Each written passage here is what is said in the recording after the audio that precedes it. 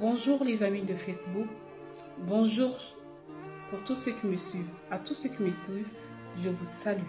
Recevez mes salutations depuis votre position initiale. Aujourd'hui, je vais m'adresser à Mamadou Coulibaly.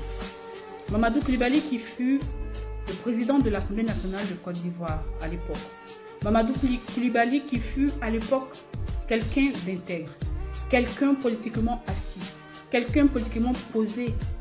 Mais je suis déçue de lui. J'ai été très déçue de lui.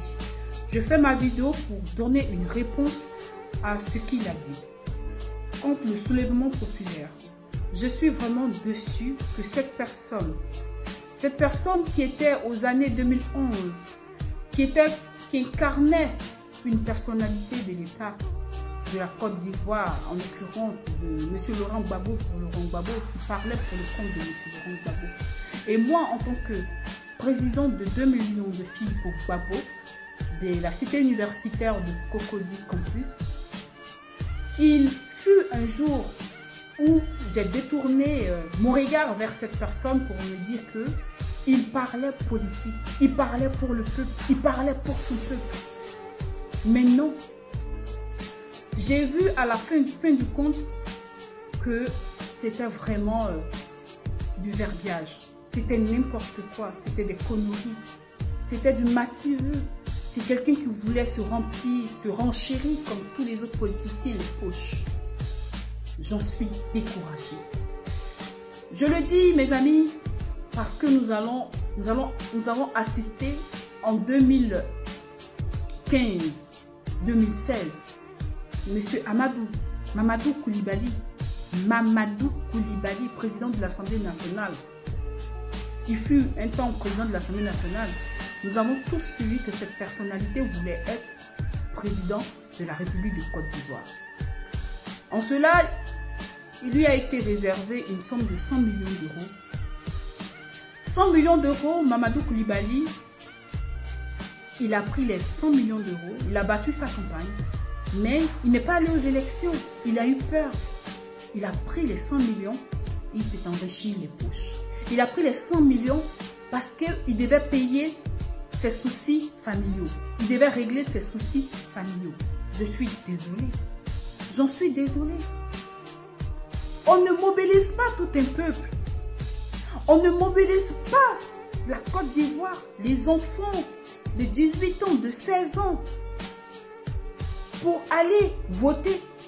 Et 6 mois avant les élections présidentielles de Côte d'Ivoire, tu vas retirer ta candidature et prendre les 100 millions de francs CFA pour te mettre dans la poche. Mamadou Coulibaly,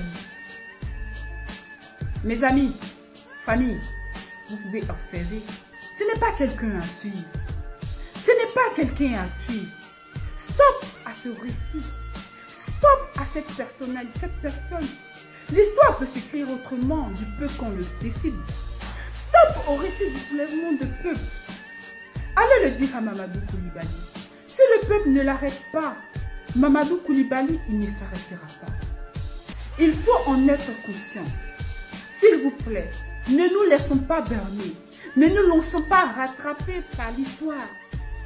Ne nous laissons pas rattraper par cette guerre que Mamadou Coulibaly veut imposer à la Côte d'Ivoire. Avec le leader Mamadou Coulibaly et autres, nous n'avons pas eu la liberté, ni la prospérité dans les années passées, ni la démocratie, ni la puissance, ni la sécurité. Et ils ne se sont pas remis en cause, tous nos dirigeants, en cette époque-là. Notre projet, le RHDP, n'est pas de descendre dans la rue, mais d'aiguiller bien la Côte d'Ivoire et sur le bon chemin. Oui, le président Alassane Ouattara, il veut aiguiller la Côte d'Ivoire sur un bon chemin. Suivons tous la candidature d'Amadou Coulibaly, le meilleur candidat, celui-là même qui va faire de la Côte d'Ivoire une Côte d'Ivoire prospère, une Côte d'Ivoire démocratie, une Côte d'Ivoire pleine de puissance et de sécurité. Je vous en prie les frères, je vous ai pris les amis, ne nous laissons pas berner. Non, à Mamadou Koulibaly. Non au soulèvement du peuple. Le récit du soulèvement du peuple, c'est terminé. Ok, Naon? Voilà. C'est ce que j'avais à vous partager. Partagez la vidéo. Partagez, c'est informer. Peace and love. À bientôt, les amis, pour une prochaine séance vidéo.